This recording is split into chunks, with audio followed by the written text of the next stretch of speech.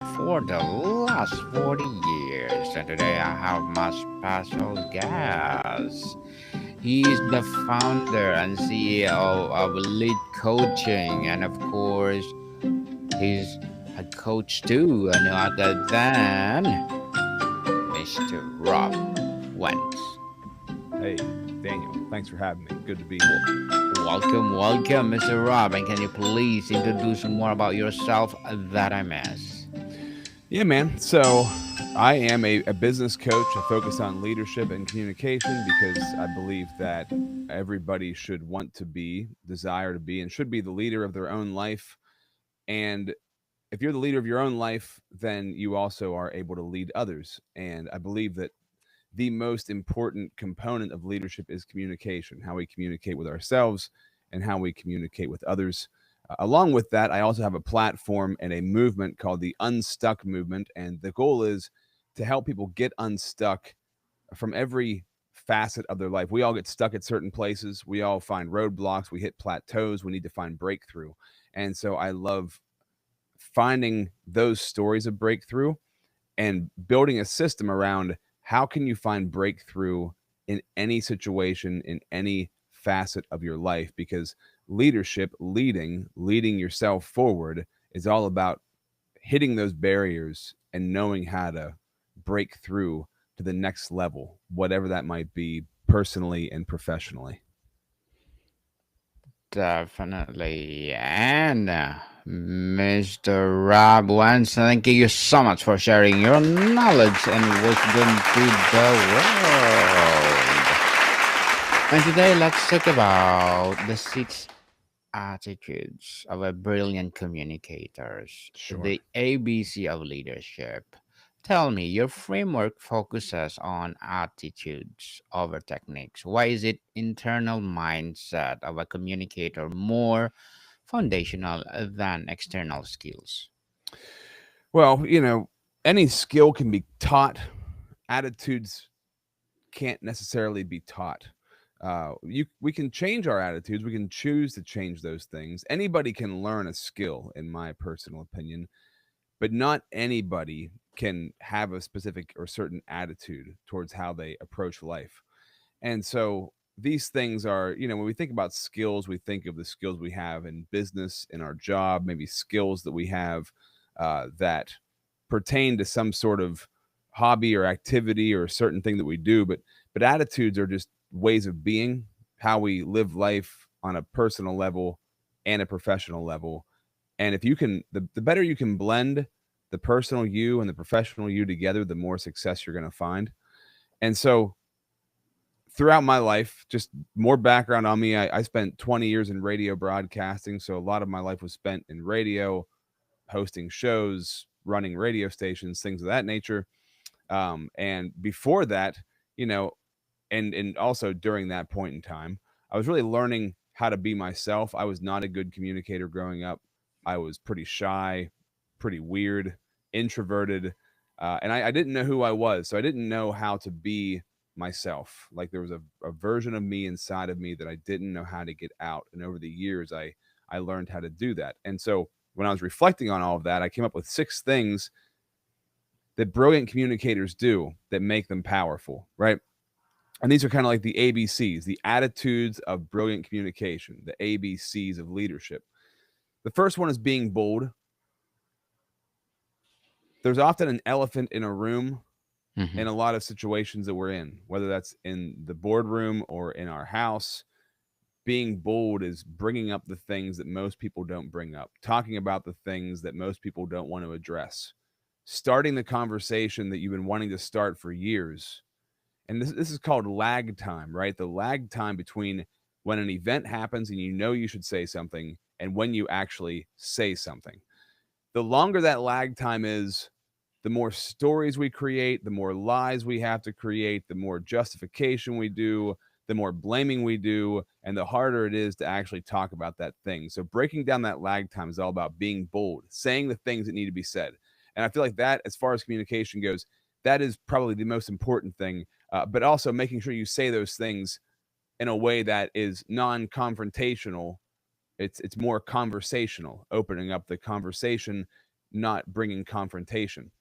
The second part of that is being fresh, right? So in communication today in our society, the normal way to communicate is to listen to somebody talk. While they're talking, you're thinking about, what am I going to say next? You're not really listening to that person. You're not learning about them, understanding them.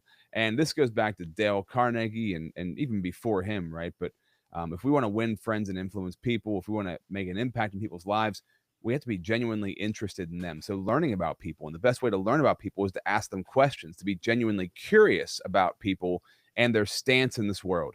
So how do we be fresh? But being fresh in communication is asking questions, being genuinely interested in people, asking questions that lead people to their own conclusions. Instead of us giving them answers, help somebody come to their own conclusions. That is the fresh part of it. The third attitude is being pliable. The way I think of pliability is like really good leather. Really good leather is super bendable, but it doesn't break. So if you're a people pleaser, you're somebody who will bend until you break, and then you don't even necessarily know who you are anymore, because all you're trying to do is please others. Now, the pleasing of others is not actually your desire to care for people. Actually, that people pleasing is you protecting yourself. It's kind of it's being selfish. It's a fear, right? I'm afraid people aren't going to like me, so I need to please them. And when I please them, I actually lose myself and like myself less. It's counterintuitive. That's what we do, though. So being pliable is, how do I bend to situations? I wouldn't talk to my boss the same way I'd talk to my grandma. I wouldn't talk to my grandma the same way I'd talk to my wife. I wouldn't talk to my wife the same way I talk to my son. I wouldn't talk to my son the same way I'd talk to a best friend. I wouldn't talk to my best friend the way I'd talk to somebody that I don't necessarily get along with, right? So you kind of have to mold yourself to others to be a great communicator, but not lose your true essence of who you are. And that's the integrity, right? Keeping that integrity. So pliability is huge. Now, the fourth part of that is being precise. I'm sure you know these people, Daniel. I come from the world of radio. In radio, the old motto was talk until you figure out what you're trying to say. So when you're talking until you figure out what you're trying to say, you're not being precise. You're kind of rambling until you get somewhere. So being precise is, I know what needs to be said. Maybe you have to rehearse that thing before you say it, right? But say it with as few words as possible, with as much impact as possible. And I believe that is a lost art form where we can kind of meander whenever we're talking about things, instead of getting right to the point and being impactful. Precision in our speaking will, when somebody says like a statement or a quote and it like hits you in the soul, like they're being precise in the way they communicate. The fifth thing is being confident. Being confident comes from knowing who you are. So knowing your identity, knowing your values, knowing your core purpose, your core focus in your life, knowing who you are, why you get up every day. That vision for your life is everything, and your confidence comes from that vision. So unfortunately, man, most of the people in this world were never taught vision or how to develop a vision. Like, school doesn't teach you that. It's not a class. We don't have a class on vision and goals. There might be some schools out there now that do have that. That would be incredible. But I'd say for well over 90% of the world, you never heard anybody talk about vision for life. You never heard anybody talk about how to lay out goals at a young age, right? So being confident is knowing these things about yourself, knowing where you're going, knowing what your values are. Because when you know your values and your vision, then you can't be pulled in a bunch of different directions. Your confidence can't be shaken. Your self-esteem can't be shaken because you know who you are. So that confidence is everything. And the sixth attitude is being remarkable. And I consider being remarkable as somebody, going back to the fresh part of this, being remarkable is somebody who truly is interested in other people. You truly want to understand people. You truly want to learn about them. You truly want to see them succeed and be better. Even if there's somebody you don't get along with, you want the best for them. You look for win-wins in every conversation. Every conversation is, I want to gain something from this.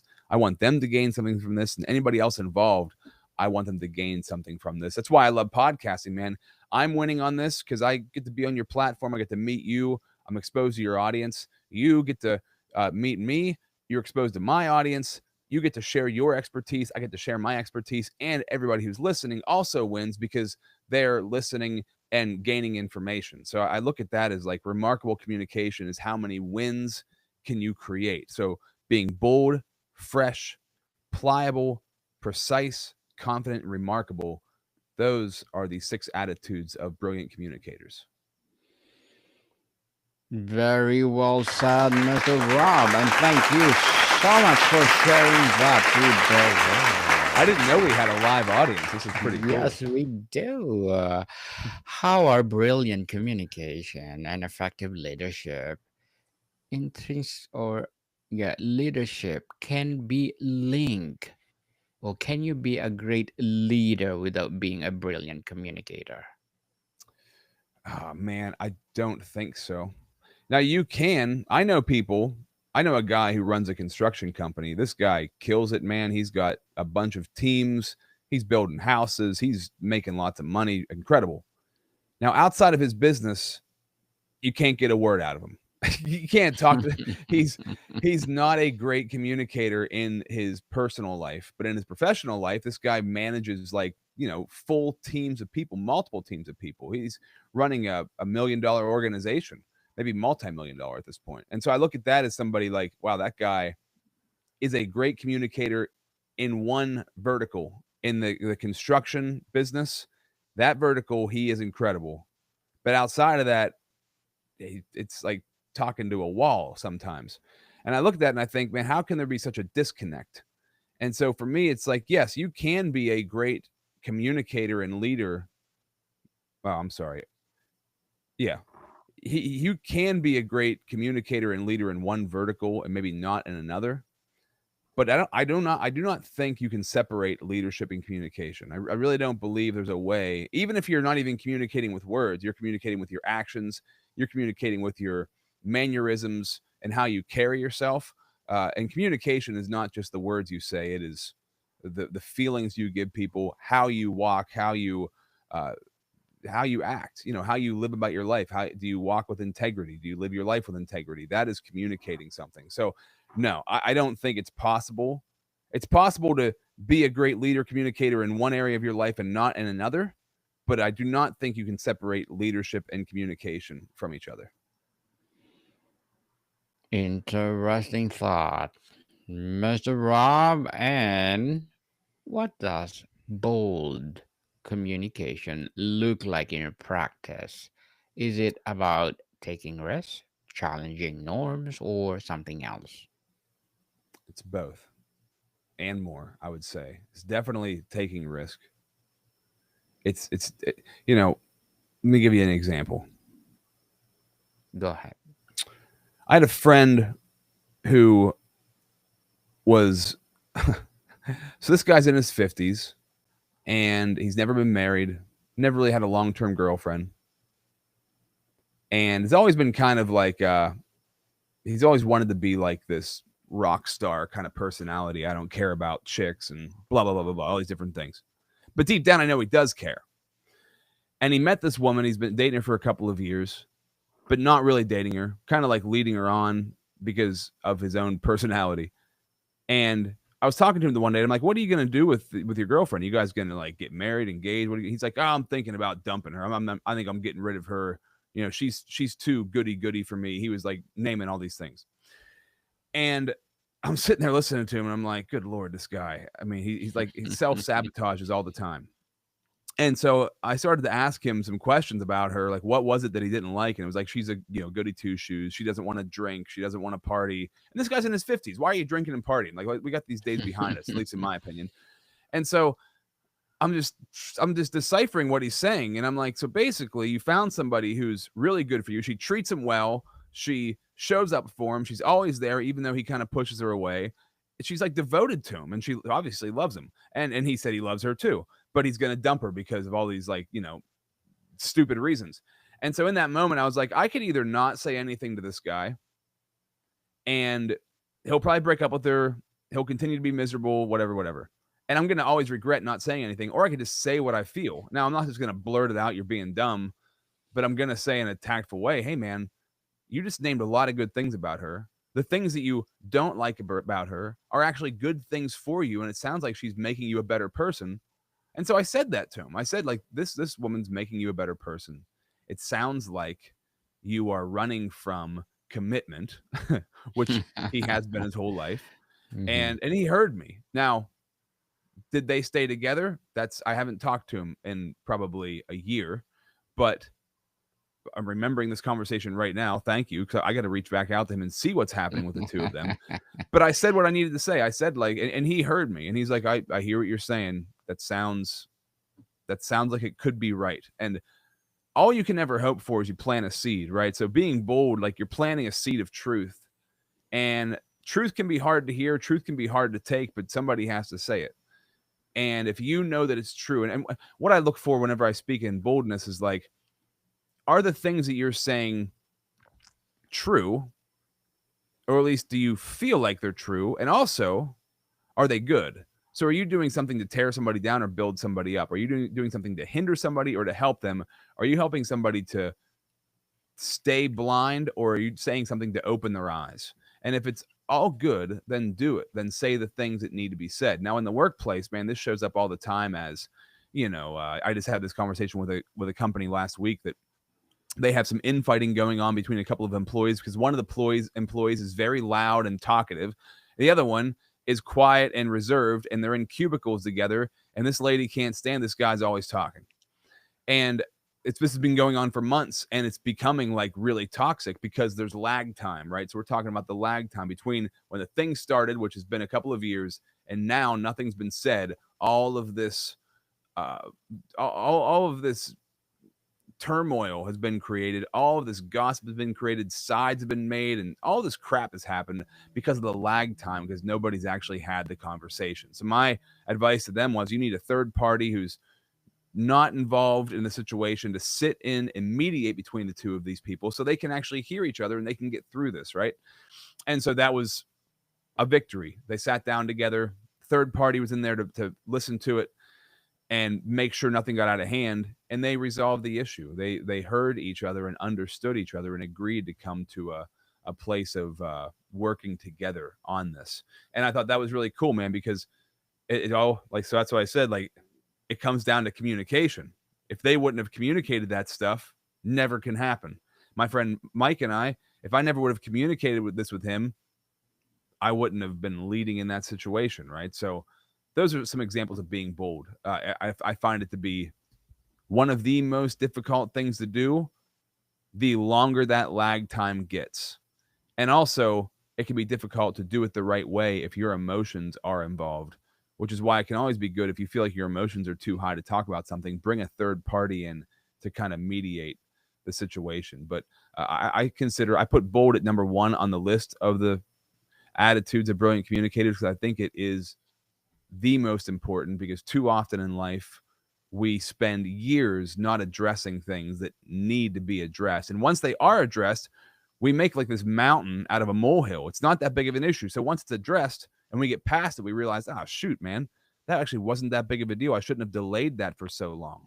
And remembering that the next time it happens again, because it's going to happen again. We're going to want to not talk about it again. But remember, getting through it, having the conversation and getting through it is the hardest part. After that, you'll feel so much more relieved. Well, again, truly, truly empowering. Thank you. Mr. Rob, and as a founder and CEO, as well as a coach, what are your short-term and long-term goals? Well, as I mentioned at the beginning of this, the unstuck movement, right? So one of my long-term goals is to help 1 million people get unstuck, to help them find breakthrough, right? To take these stories that I've had myself and learn from other people. So I've been compiling, I would say, themes, right? These themes are like recurring things that show up for people who have found breakthrough in their life, recurring themes that show up for people who have gotten unstuck. And if we follow these themes, we'll find ways to get unstuck in our situation. So one of my goals is to take this, which is now a podcast, the Unstuck Movement, and something that I'm personally invested in with my clients that I work with, to turn it into books, to turn it into virtual conferences, to turn it into courses, and like the title is, Unstuck Movement, to make a movement out of this where people are living from a place of, I want to get unstuck. I want that freedom in my life. And freedom doesn't mean to do whatever you want. Freedom means you're free from this baggage that is holding you back, turning that baggage into luggage. The things that are baggage in our life, once we work through them, because baggage is like carrying a bunch of like crap with you all the time. Luggage, taking that thing that was a problem, turning it into a solution, turning the mess into the message, becomes something you can carry with you to help people with. That baggage becomes luggage. Now that luggage has the ingredients you need to help other people, and you want to take that with you everywhere that you go. So turning the baggage into the luggage, making the Unstuck Movement something that reaches, 1 million people, and then we'll set the goal, the bar higher beyond that, but impacting lives. That's one of my biggest goals. And my other goal in this season right now is a really simple goal, although there's a lot inside of it. I got remarried a year and a half ago. We've got a 1-year-old. I've got an 11-year-old from a previous marriage, and my goal is to be the provider and protector for my home. So it might seem like a simple goal, but there's so much inside of it, because being the provider and protector for my home means that I'm leading my family correctly. I'm protecting them correctly.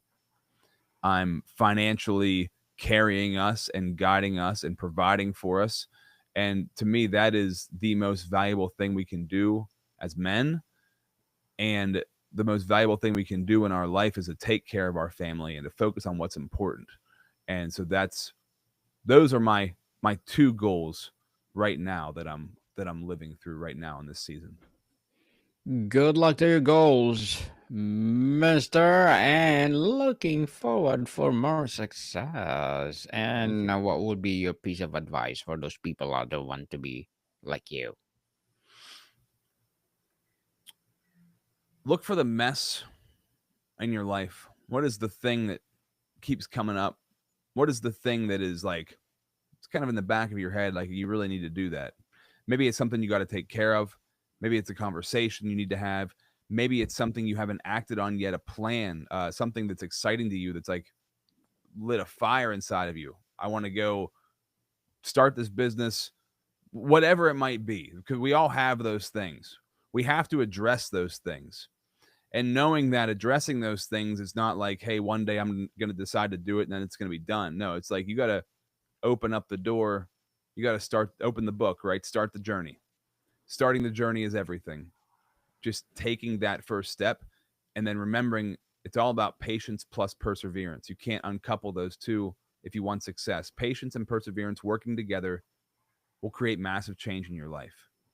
So being patient enough to see something through, but to constantly persevere when you come to roadblocks.